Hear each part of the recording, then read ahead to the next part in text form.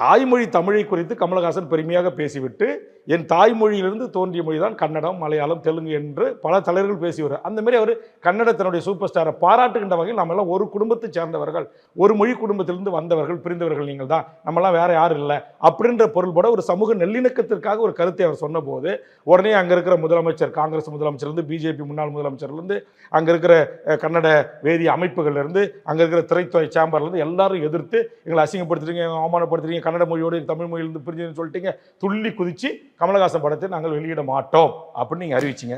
அப்போ முதல் அறிக்கை ஒரு அரசியல் கட்சி தலைவனாய் தமிழ்நாட்டிலிருந்து நான் சொன்னேன், கமலஹாசனை ஆதரிக்க வேண்டும் என்பது மட்டுமே நோக்கம் அல்ல.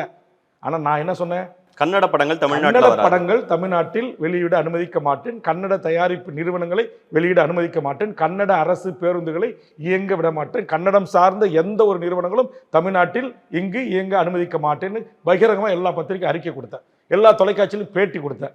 எனக்கு அதுக்கு பிறகுதான் ஹலோ எஃப்எம்னுடைய ராஜசேகர் தான் சொல்றாரு, அந்த படம் விஜய் தான் நடிக்கிறாரு, ஆனால் அந்த படத்தினுடைய தயாரிப்பு நிறுவனம் கன்னட நிறுவனம். அப்போ எங்க கோஇன்சிடென்ட் ஆகுதா?